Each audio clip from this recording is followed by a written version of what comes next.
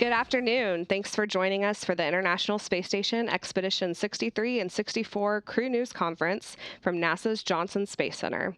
With us is NASA astronaut Kate Rubins and cosmonauts Sergey Ryzhikov and Sergey Kud-Sverchkov of the Russian Space Agency Roscosmos to talk about their training and upcoming mission. They will launch aboard a Soyuz spacecraft from the Baikonur Cosmodrome in Kazakhstan on October 14th for a 6-month mission aboard the space station. Within weeks after their arrival, we'll celebrate the 20th anniversary of a permanent human presence on the space station. We also anticipate the first operational crewed mission of the SpaceX Dragon spacecraft to take place during their mission, another exciting milestone for human spaceflight. Kate has a background in molecular and cancer biology and led efforts to study viral diseases before being selected as an astronaut in 2009. She spent 115 days in space aboard the space station on Expedition 48 and 49 in 2016, during which she conducted 2 spacewalks and many research investigations, including the first DNA sequencing in space. This will be her second spaceflight. Launching with Kate and the Soyuz commander is Roscosmos cosmonaut Sergey Ryzhikov. Ryzhikov was a flight engineer for Expeditions 49 and 50 in October 2016 through April 2017, when he was on board the space station with Rubins for a few days that October before she returned to Earth. This is also his second trip to space. Finally, we have Roscosmos cosmonaut Sergey Kud-Sverchkov. This will be his first spaceflight. Congratulations, Sergey. We'll give the crew a chance to tell us about their mission, then we'll take questions. For those on the phone, please press star 1 if you have a question, and star 2 to withdraw your question if it's already been answered. If you'd like to ask a question on social media, please use hashtag AskNASA. With that, let me turn to Kate Rubins. Kate, you are a scientist and you participated in hundreds of science investigations during your last mission. What are you most looking forward to for this mission? Can you tell us about some of the science? Yeah, absolutely. I'm really excited about the expansion of some of the early work that we did growing cells for long duration in culture. So I'm a biologist. I tend towards getting really excited about things like growing cells in culture. But the International Space Station offers us a really exciting opportunity to study things like 3-dimensional culture, tissues and organs in microgravity in ways that we can't study on Earth. Because you get these delicate structures that will collapse under gravity conditions. So there's a lot of really exciting biology going on. There's some great physics experiments. You may have seen some scientific press about Cold Atom Lab recently. That promises to be a really exciting investigation for the world of physics. And of course, I'm looking forward to expanding some of the sequencer efforts that we started in 2016 with that team. That sounds great. We're so excited to see you up there performing all of that important research. With that, let me turn to Sergey Ryzhikov. This will be your second trip to the International Space Station. With that experience, what are you most looking forward to for this space flight?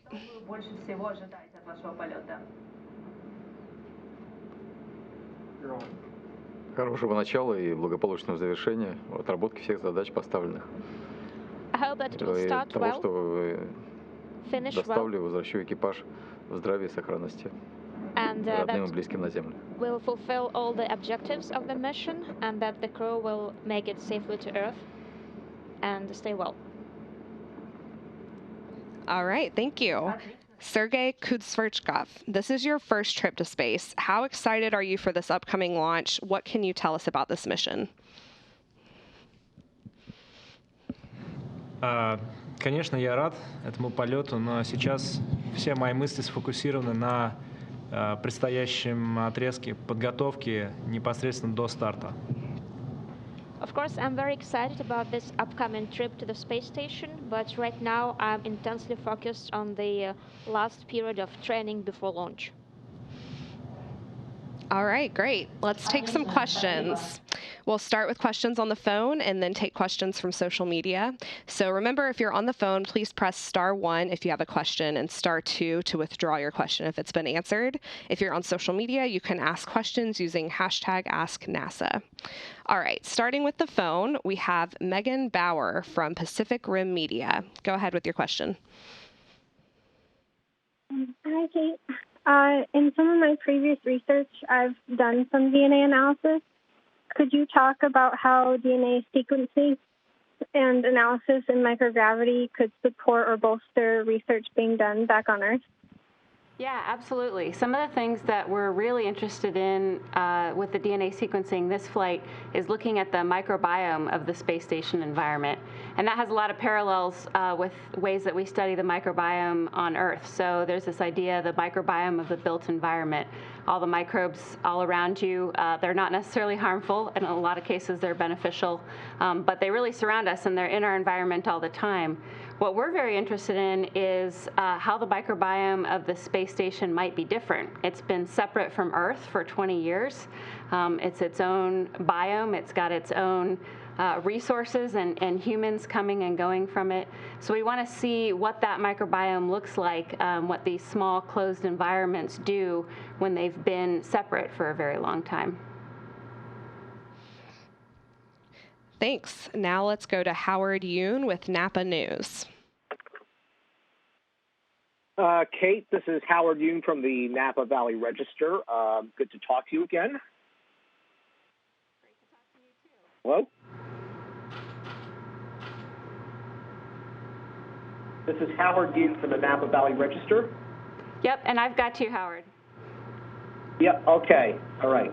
I guess my first question for you would be, since I followed your mission in 2016, what would you say is the most important lesson from that experience that you will carry into this mission starting in October? Yeah, I think it's not so much a lesson, but just the ability to work in space. So when you start out as a rookie, for example, you're not very good at flying and navigating through the space station, so you tend to kind of crawl hand over hand on the handrails. Takes a little while to get your space legs, so to speak. So you have to learn how to transport yourself from one end of the station to the other, how to carry out your activities. The fact that everything floats seems trivial until you try to get a big payload done that has 20 different parts, and you have to figure out where you're going to put all of those. I think learning all those kinds of skills takes a good 2 to 4 weeks, and so I'm really excited to go back again with all that in my toolkit. It means we can start doing a large amount of science right out of the gate. So we'll be taking over from Chris Cassidy, who's also a very experienced astronaut on the U.S. Operating segment, and I think we're going to get hopefully a lot done during our increment. Just that familiarity with space is great. All right, let's go to Bill Harwood with CBS. Bill Harwood up at the Kennedy Space Center. This is probably a dumb question, but with your expertise, I'll ask it anyway. By the time you guys take off in October, I don't know if the pandemic is still going to be a pandemic or not. What is your sense of it? Do you think it's still going to be a big deal by the time you fly? And what is your advice to people right now who are facing this, coming from the position of someone who is an expert on immunology and things like that? Thanks. Yeah, thanks for your question, Bill. So I did used to be a virologist in my previous life. And unfortunately, I do think in October we still will be struggling with this virus. Hopefully, we're going to be able to contain it better. But I think this is going to be around for a while. What we've been doing at NASA is all of the kinds of things that you've been hearing about. So when we can work remotely, we do. When we have to do in-person training, for example, with the crews and some of the flight hardware, we all wear masks, we take social distancing measures, and we sanitize the hardware as we're using it. And I think we're just going to continue that all through training. So the kinds of things that we're advising people to do in their daily lives, this is what the space station crew who's getting ready to launch is doing as well. These are the best things that we know how to do right now to prevent transmission. And I think this is great advice, whether you're training to fly on the space station or you're just going about your daily life to keep you and your family safe. All right, let's go to Mark Carreau with Aviation Week. Thank you. It is Mark Carreau with Aviation Week, and my question is for Kate. Looks like a really good chance that you're going to have 7 crew on the space station during your stay and 5 in the U.S. segment. And so I'm wondering what you think that says about the overall value of the space station. And as a scientist astronaut yourself, what does that say about its science mission and science focus? Yeah, I think it's going to be incredible to have 7 people on the space station. You know, it's really designed to be able to accommodate that many astronauts. We've been doing a lot of things with the space station program in the last few years to get ready for this. So we've been enhancing our abilities to scrub CO2 from the atmosphere, for example. And we're testing a lot of new technologies that we're going to use for exploration. So having 7 crew aboard allows us to test things like new kinds of atmosphere revitalization.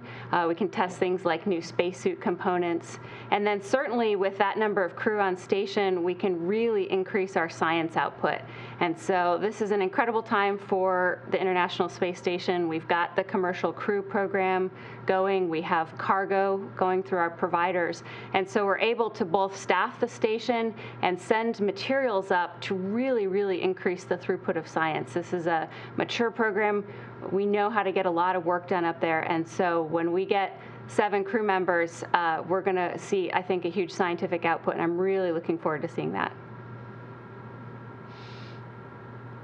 All right, let's switch over to a question on social media for all 3 of you. How will you spend the rest of your days before your launch? Well, from the NASA side, we're almost completely finished with our NASA training. We're going to do some training with our European Space Agency partners in Cologne, and then move to Moscow to finish some training with our Russian partners and our specific Soyuz training.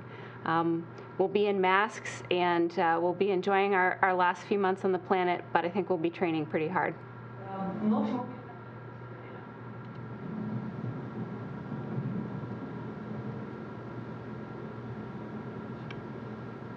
For Sergey K. Sergey K. Все уже сказала Кейт. Наша подготовка будет продолжаться до дня старта, без остановок, без пауз. Мы отправимся в Кёльн, затем в Звездный городок.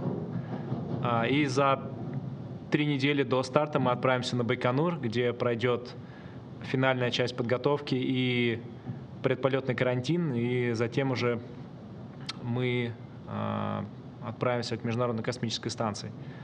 Подготовка обещает быть очень насыщенной из-за очень сжатых сроков, но мы готовы к этому.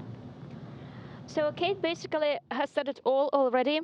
We still have some training to do, and that training will last until the launch date, with no breaks, no pauses. From here, we are going to Cologne and then flying out to Zvozny. And then 3 weeks out before the launch, we'll go to the Baikonur Cosmodrome for the final stage of the preparation and the quarantine. And then we're going to launch to the ISS. So this final leg of preparation of training is going to be very intensive because we have very little time left. All right, thank you. Another question from social media for each of you, or whoever wants to answer. What comfort protocols are there for crew members who experience homesickness? How do you deal with homesickness in space? Yeah, from the first mission, I learned that we actually have really great support from NASA. So they provide the ability for us to email our friends and family members. We can call using a voice over internet, phone, and we can even have weekly video chats.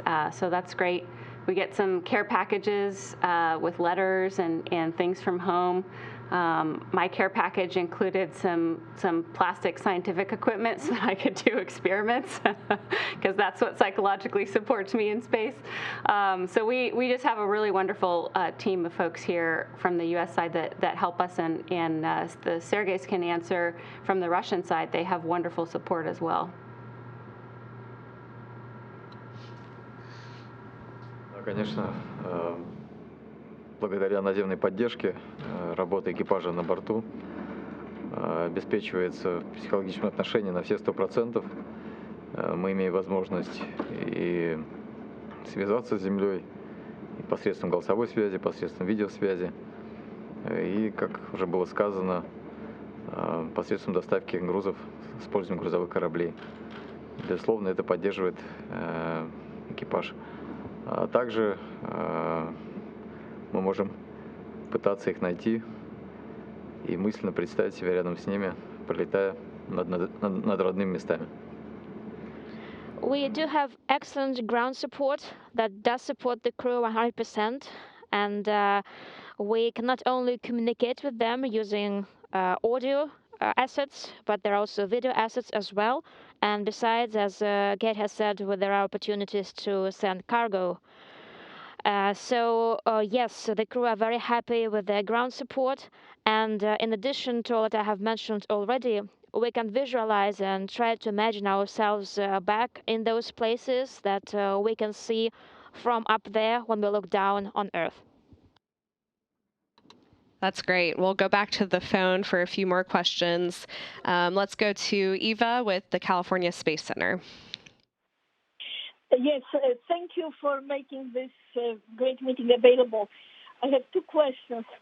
California Space Center sponsors Lady Rocket Media for the young audience, for the entrepreneurs, and for women, and especially in the area of Lompoc, but also France, Poland, Lithuania, and Ukraine. So I will have a couple of questions for Kate. With your experiments and focus on research and the results that you delivered and plan to deliver, which one would you like to see being transformed into the startup and actually become an enterprise? And the question for both Sergeys is speaking to an audience of the countries that I am sure you know who don't have astronaut programs yet. How would you inspire young women and men in Poland, Lithuania, Ukraine to think about becoming astronauts? Yeah, so for your first question about commercial enterprises, there's actually a really wide world of commercial space that's opening up. And a lot of the payloads that we're going to be looking at, the scientific experiments, are things like, for example, pharmaceutical companies that are trying to improve something about maybe the binding of their drugs, their therapeutic agents, for example, with a receptor or with a ligand. And so they can study that by crystallizing this and studying the structure in microgravity.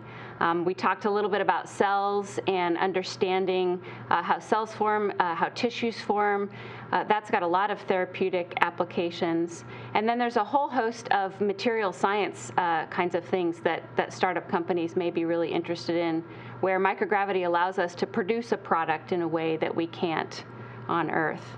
And I'll turn it over to my crewmates to answer your second question.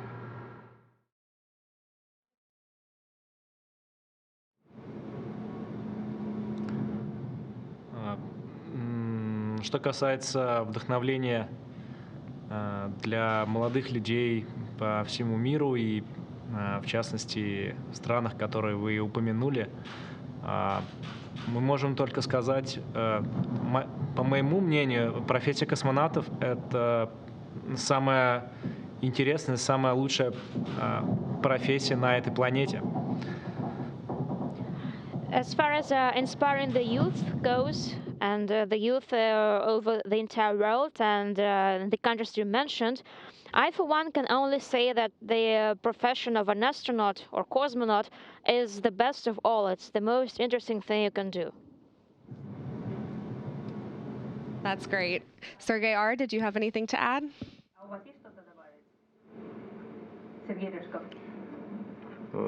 Программа Международной космической станции включает в себя не только страны-участники, партнеры, но и много других организаций и стран, поэтому я думаю, тем молодым людям, которые интересуются как пилотируемой космонавтикой, так и в целом освоением космического пространства, и существует в мире сейчас немало возможностей найти себя и реализоваться успешно. The International Space Station project includes not only those countries that are part of this project, but there are also other organizations that involve other countries that currently are not part of the ISS. So there are multiple opportunities and lots of ways for those who are interested in piloted space flight and in space exploration in general to involve themselves into this space thing. Thank you. All right, let's go to Jackie Goddard with The Times London. Thank you. Hello. My question is for Kate. Could you boil down to layman's terms what studying laser-cooled atoms for quantum sensors means to sort of ordinary mortals, and what applications or benefits that work might bring for life on Earth or for technology breakthroughs for future space exploration? Thank you. Sure, absolutely. So we have those kinds of experiments like the Cold Atom Lab on Earth. People have been using Bose-Einstein condensates for a long time, and they've been using these atom traps. What microgravity allows us to do is put all of that in free fall, essentially. And so that really helps the instrument stay colder. That allows us to look at the experiment over a longer period of time. We can see phenomenon that we weren't able to see before. And really, the first Cold Atom Lab results have demonstrated that we were able to install it on station, and we can get these first results. And so this is really the opening of this facility. There's eventual applications for a lot of different things with atom interferometry. So we can. It's a little hard to explain exactly what we're going to get out of this in terms of things that you're going to use every day. But certainly we know that very high precision timing atomic clocks are important. Things like navigation. You can imagine the types of opportunities that's going to open up, similar to things like GPS and small processors have opened a world of devices to us. All right, let's go to Robert Perlman with Collect Space. Hi, Robert Perlman with Collect Space. So the question for Kate, given that we are coming, that soon after you arrive on space station, you will arrive at that 20-year milestone of continuous human occupancy. I was wondering what your own memories are of Expedition 1, if you have any specific memories of the mission you can share, and what does reaching this milestone as an international group of agencies mean to you? What does it say about our advance in spaceflight? Thanks. I think it's just incredible that we've had a space station with continuous human presence for 20 years.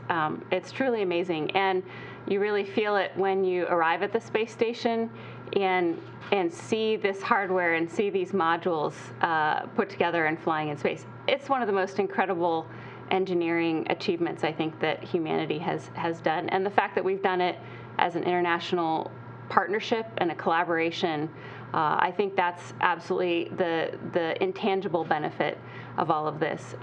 So Expedition 1, I was not an astronaut at that point. I was a scientist, and I was a virologist, and I was a space fan.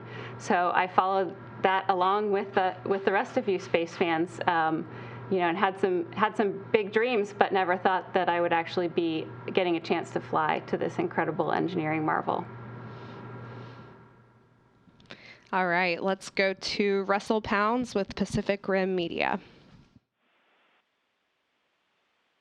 Hello, this is Russell Pounds with Pacific Rim Media, and a question for Kate. So I'm looking at what's going on with our pandemic across the world right now, and I was curious, what's your greatest hope for a silver lining that may come from the current crisis we're working through? Yeah, I think things are really tough right now, and it's this is a tough time, and it's really a tough time for the whole world. What we are seeing from the field of science is really an incredible amount of effort. I have never, as a scientist, seen so many scientists working towards one goal. And so you can see that with the people that are developing diagnostics for the virus, developing vaccines and therapeutics. literally the world's scientific enterprise is focused on solving this problem. I think scientists are finding new ways to collaborate together, and they're speeding up research. The pace of the discoveries is pretty incredible. So I am heartened by what we can achieve together as humanity, and the scientific progress that we're seeing, I think, is going to bear fruit in terms of our ability to handle this disease and really ensure that we emerge from it. All right, let's go back to a couple of questions on social media. For Sergey R., what are the training differences between the Soyuz TMA-M and the Soyuz MS, if you can answer and have an experience on that?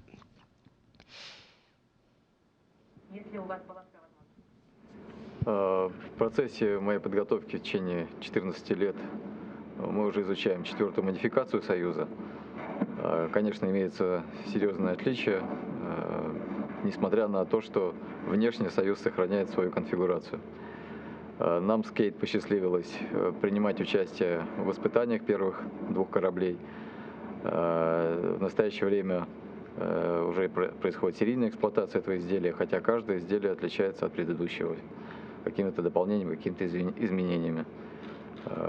Более детально мы уже будем отрабатывать это все на тренировках в Звездном городке. Yes, indeed. It took me 14 years studying different Soyuz modifications, and now we have modification number 4. There are extremely important differences, very significant ones, even though the Soyuz vehicle looks the same. And Kate and I have already had the opportunity to test out the first 2 vehicles of this new series, and now it's a series that goes continuously, even though each vehicle is still different from the previous one. And to provide more details, we'll have to do some tests and to continue to work with this particular vehicle when we get on board.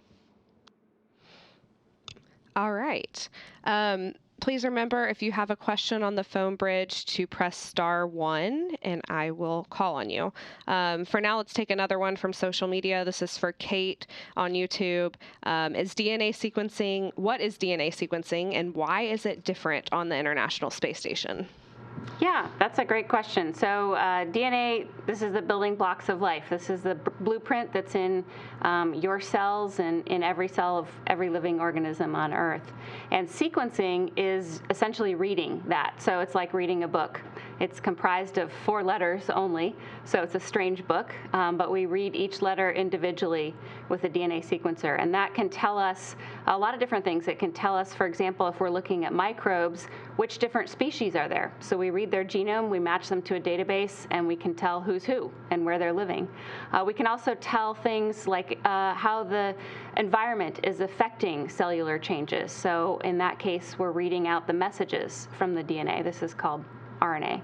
And we can also tell things like epigenetics, so how that DNA may be modified in a different environment. There was a study recently about the 2 twins, one on Earth and one on the ground and one in space, and they looked at epigenetic modifications, which are the changes to the DNA, possibly due to space flight.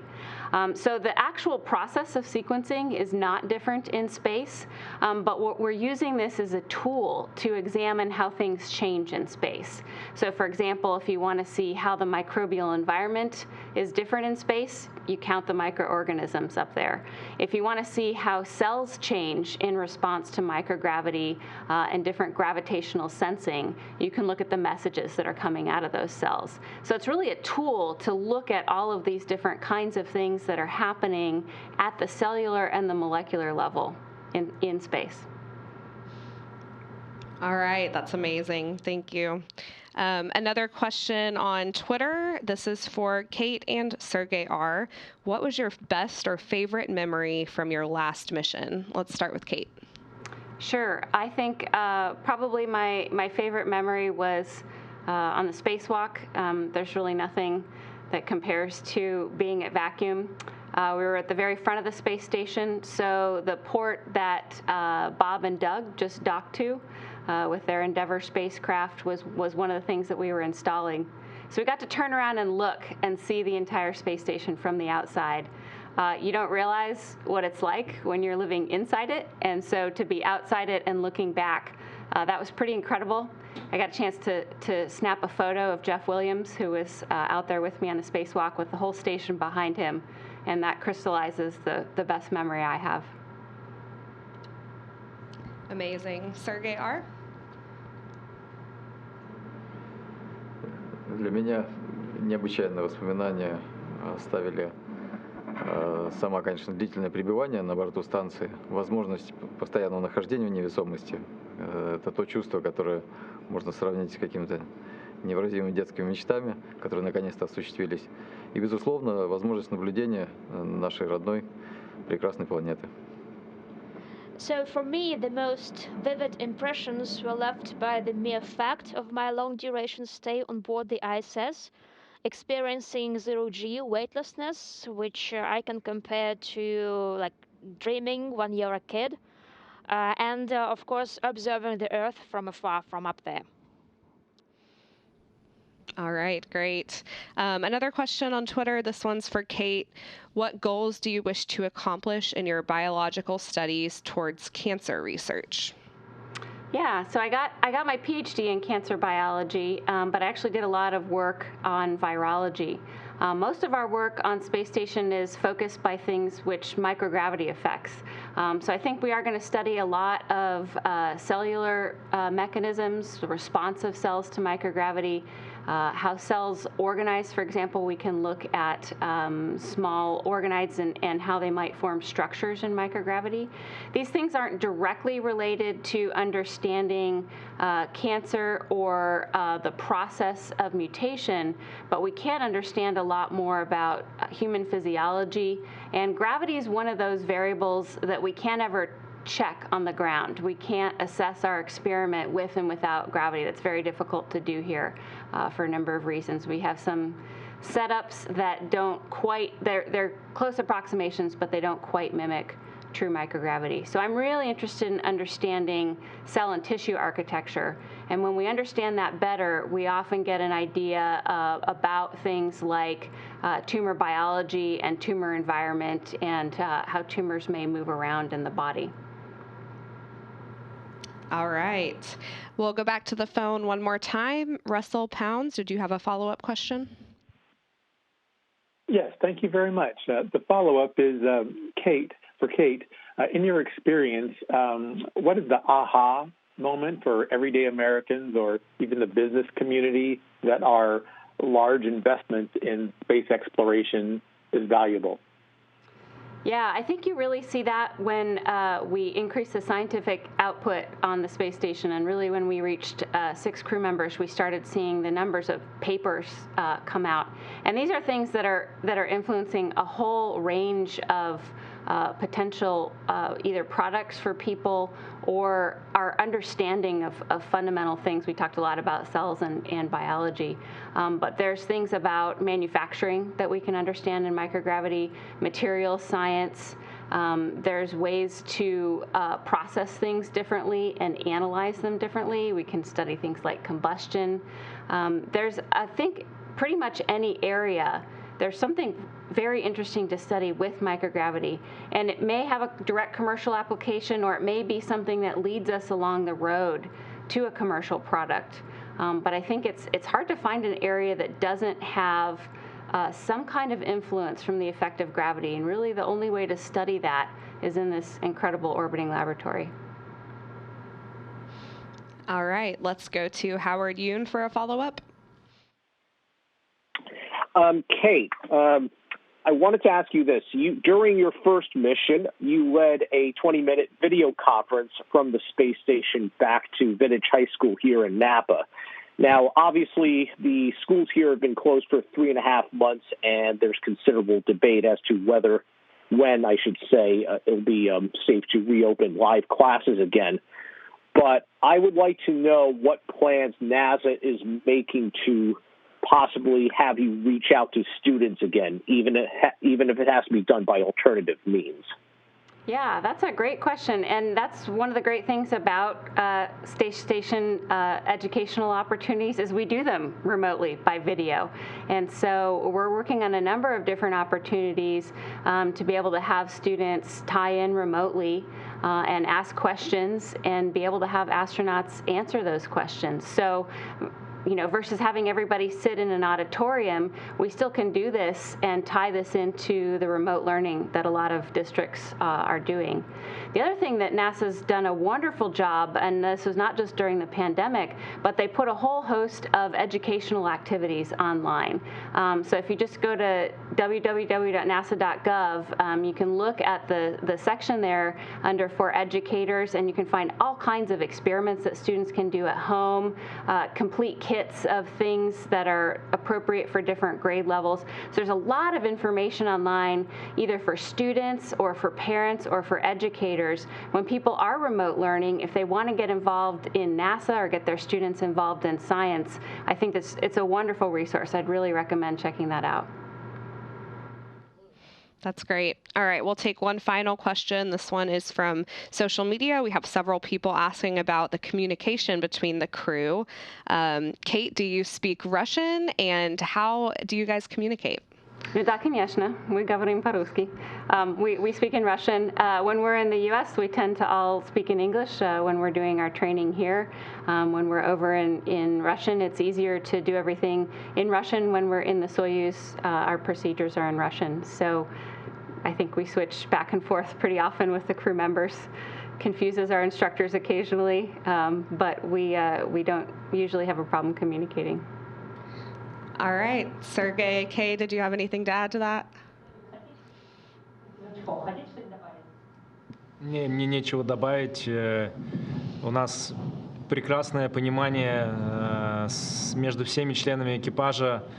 Кейт хорошо говорит и понимает нас с Сергеем, и мы с Сергеем прекрасно общаемся с Кейт. И в этом плане у нас все отлично. Можно только порадоваться. Nothing really to add. The mutual understanding within our crew is fantastic. Kate speaks Russian really well, and she understands really well, so there aren't really issues with the language at all. That's wonderful. Okay, with that, we'll wrap up today's news conference. Thank you so much to Kate, Sergey for answering questions today and being with us, and best wishes to you and your launch and your mission. We're so excited to see you guys up on the International Space Station. Everyone should watch Kate, Sergey, and Sergey launch on October 14th. You can watch on NASA TV, online at nasa.gov/live, or on Facebook Live on the NASA Facebook page. You can also follow the International Space Station on Twitter, Instagram, and Facebook for updates, and visit nasa.gov/station for more information. Thanks for joining us.